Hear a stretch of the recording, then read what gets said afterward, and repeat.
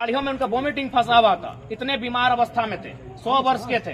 हम पहले प्रार्थना करते कि 10 साल उनकी आयु बढ़े। उन्होंने अपने परिवार के युवाओं से कहा, जो उनका नाती था, कि एक काम करो, मेरी एक इच्छा ये भी है कि उस लड़के को लेके आओ मेरे पास, या मुझे उसके पास लेके जाओ, कि झारखंड में कोई शेर पैदा हुआ है जो विस्थापन पे बात करता है। क्योंकि वो बरवा बेड़ा था, बरवा बेड़ा यानी बेरमो, बेरमो यानी कोयला का खदान। सारा जमीन उस शख्स का कोयला के खदानों में चला गया है। राजा कौन बना? ये वो गया का आदमी आया है चल के, आज वो राजा बना है। यहाँ 1 करोड़ रुपया का कोयला का कमाई करता है। तो उसके कलेजे में ये दर्द है, और इसलिए उसने कहा कि हम उसको मोबाइल में देखें। 100 साल की उम्र हो रहा है और वो शख्स हमें मोबाइल में देख रहा है और कह रहा है या तो मुझे उसके पास ले जाओ या उस लड़के को मेरे पास लेके आओ। लास्ट में हम उनसे मिलने गए। तो ये बदलाव हम लोगों ने किया है। आज अगर हम सत्य, मेरा रास्ता सही नहीं होता तो कुछ भी कर लीजिए, एक एमपी के प्रत्याशी के तौर पे आपके सामने नहीं आते, और आते भी तो रेस में नहीं रहते। आप सोशल मीडिया को खंगालिएगा। आजसू गठबंधन वाले लोग जेएमएम वालों की आलोचना नहीं करते हैं, और ना ही जेएमएम वाले आजसू की आलोचना करते हैं। वो सुबह शाम उठते हैं और जयराम महतो की आलोचना करते हैं, क्योंकि रेस में अगर कोई है तो हम खड़ा। आलोचना आखिर किसकी होती है? जिससे आपका मुकाबला होता है। अब मान के चले, अगर 10 प्रत्याशी उतरे हैं मैदान में, और जो लगता है कि जो 10वां नंबर पे आएगा वो छुच्छा के कोई पूछा, उनका नाम भी कोई लेगा? तो भैया आपकी आलोचना भी कौन कर रहे हैं? जेएमएम के लोग, जो 3 बार के विधायक हैं, आजसू के लोग, जो 3 बार के विधायक, 1 बार के सांसद, उनकी जुबान पर सुबह शाम आपका नाम है। अब सोच लीजिए कि झारखंड में आप क्या बदलाव लेकर आए। इसलिए आज तमाम नौजवान आपसे विशेषकर अनुरोध होगा कि दोनों प्रत्याशी आएंगे, बिल्कुल उनसे हमारा वैचारिक मतभेद है, उनसे शारीरिक मतभेद नहीं है। उनको यहीं पर बैठाएगा, इसी कुर्सियों पर बैठाएगा, यही फूलों की मालाओं का हार होगा, यही पानी की बोतल होगी और यही सत्कार होगा। लेकिन एक सवाल कीजिएगा कि है महोदय, मान्यवर, हमको एक सवाल करने जा रहे हैं, उस सवाल का हम लोग उत्तर चाहते हैं कि जब पेपर लीक होता है आप चुपचाप क्यों हो जाते हैं? जब इस राज्य में कोई नीति की बात आती है आप चुपचाप क्यों हो जाते हैं? जब इस राज्य के किसानों की बात आती है, इस राज्य के युवाओं की बात आती है, आप मौन क्यों हो जाते हैं? महोदय, एक सवाल पूछिएगा। हमें लगता है अगर इस सवाल का उत्तर दे देंगे तो उनका स्वागत और जोरदार कीजिएगा, क्योंकि उनसे हमारी शत्रुता नहीं है। आज बहुत सारे लोग कहते हैं कि आप नेताओं का बड़ा क्लास लेते हैं, तो हमने भी एक लाइन कहा कि हमें इस बात की तकलीफ है कि हमने उनको वोट दिया था अपने बच्चों के भविष्य के लिए। हमने दोपहर के 12 बजे के धूप में खड़ा होकर वोट दिया था। क्या 60 साल और क्या 70 साल और क्या 90 साल के लोग धूप में खड़ा होकर उनको वोट दिए थे इस राज्य के भविष्य के लिए? लेकिन उन्होंने क्या किया? छुपा नहीं है। तमाम क्षेत्रों में चले जाइए, धनबाद जिला में किसी का बोकारो में, हमको लगता है झारखंड के 1 दर्जन जिलों में उनका जमीन, 1 दर्जन जिलों में उनका प्रॉपर्टी है। तो क्या हमने आपको अपनी प्रॉपर्टी बढ़ाने के लिए एमपी एमएलए बनाया था, या झारखंड के एक आम व्यक्ति की प्रॉपर्टी का सुरक्षा करने के लिए आपको एमपी एमएलए बनाया था? अब आप ही बताइए। हमने तो स्पष्ट कह दिया कि यदि आप व्यापारी होते और एक दिन में 1 करोड़ नहीं 1 अरब भी कमाते तो मां कसम कुछ नहीं कहते, क्योंकि आप एक व्यापारी होते। लेकिन अगर आप एक राजनेता बन के एक ढेला भी गलती से कमाइएगा गलत तरीके से, तो उसका मुकाबला हम करने के लिए तैयार हैं। क्योंकि आप अपने बाप की बदौलत एमपी एमएलए नहीं बने हैं, ना अपने ससुर की बदौलत बने हैं, आप जनता की बदौलत बने।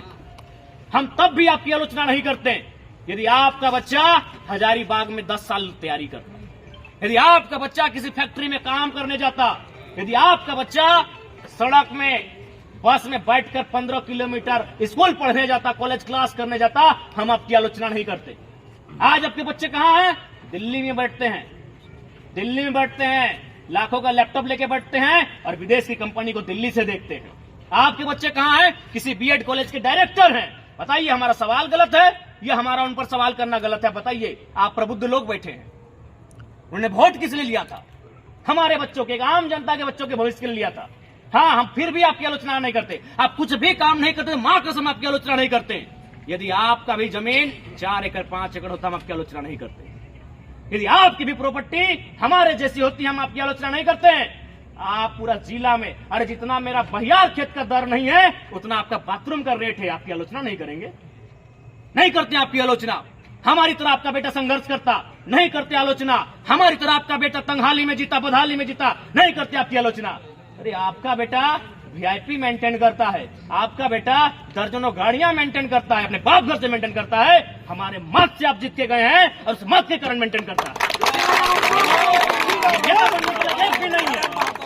झारखंड में 90% लीडर नेता बनने के लायक नहीं है, सब लालची लोग हैं।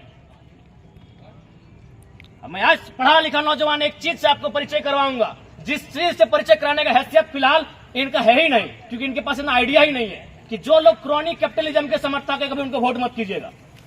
क्रॉनिक कैपिटलिज्म का मतलब होता है कि जो लोग ब्यूरोक्रेट्स और पॉलिटिशियन के सहयोग से पूंजीपति बनते हैं, ऐसे लोगों को अगर हम वोट करेंगे तो आज देख सकते हैं हंसदेव जंगल को सिर्फ अडानी को बेच दिया और पूरा भारत की मीडिया में एक सवाल तक नहीं पूछा।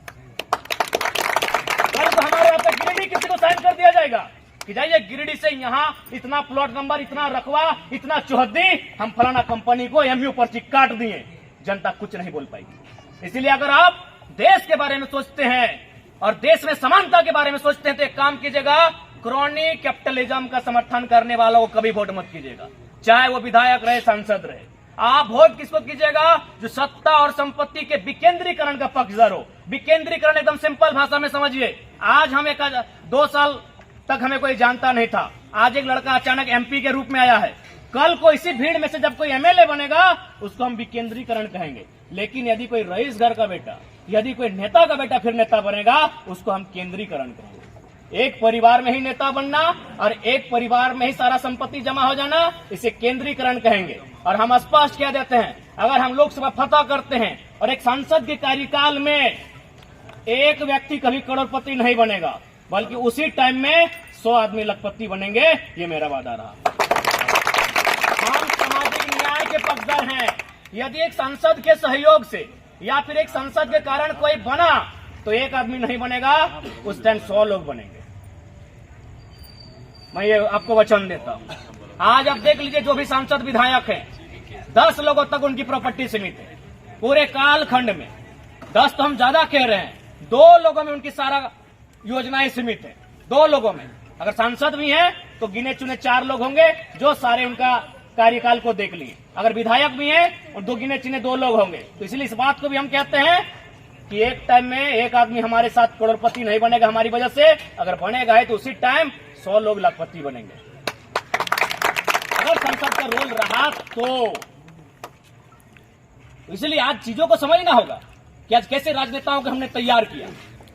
अभी बताइए, आज हम कहते हैं बदलाव की बात करते हैं, बदलाव की बात करते हैं, कैसे बदलाव होगा?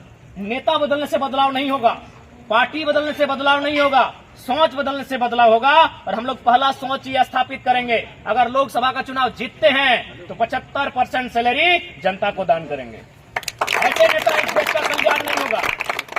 आपके पास कुछ नया आइडिया ही नहीं है, वही घिसी पिटी बातें, सड़क बना दिए, नली बना दिए, गली बना दी, वही घिसी पिटी बातें। आपके पास नया प्लानिंग क्या है?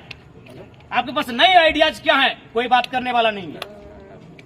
और मैं एक वचन बड़ी होश और हवास में देके जाऊंगा कि जो लोग हमें वोट करने के लिए गिरिडीह लोकसभा के तमाम संसदीय क्षेत्र में आएंगे, आप अपने घर से अपने बूथ की दूरी को नाप लीजिएगा। क्योंकि आपका किसी का बूथ 1 किलोमीटर में है, किसी का बूथ 1.5 किलोमीटर में है, किसी का 4 किलोमीटर में है।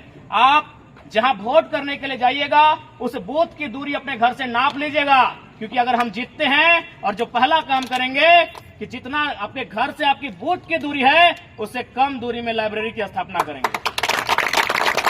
उससे कम दूरी में आप दूरी को नाप लीजिएगा। अगर आप वोट देने के लिए, अगर मेरे लिए वोट देने के लिए धूप में आप अगर 1 किलोमीटर चल के बूथ तक जाएंगे तो 500 मीटर में आपकी लाइब्रेरी होगी, ये मेरा वचन है।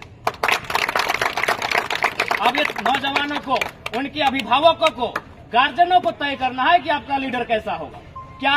क्योंकि आज जो पॉलिटिकल पार्टियां हैं, पॉलिटिकल पार्टियों के जो लीडर हैं, वो एक वोट बैंक मानते हैं कि ये फलना समुदाय है तो ये मेरा वोट बैंक है, अगर ये फलना समुदाय है तो मेरा वोट बैंक है।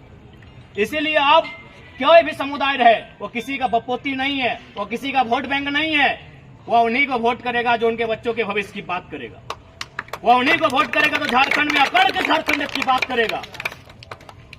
इसलिए आज तमाम जो लोग यहाँ पर जुटे हैं, मैं आप तमाम सज्जनों से ये प्रार्थना करना चाहूंगा कि आज इस नौजवान को हिम्मत दीजिएगा, क्योंकि आज केवल इस नौजवान की जीत नहीं होगी। मेरे तमाम अभिभावक, मेरे तमाम हमरुम के साथियों, ये जीत झारखंड के तमाम उन नौजवानों की होगी जो सांसद बनने का ख्वाब देखते हैं।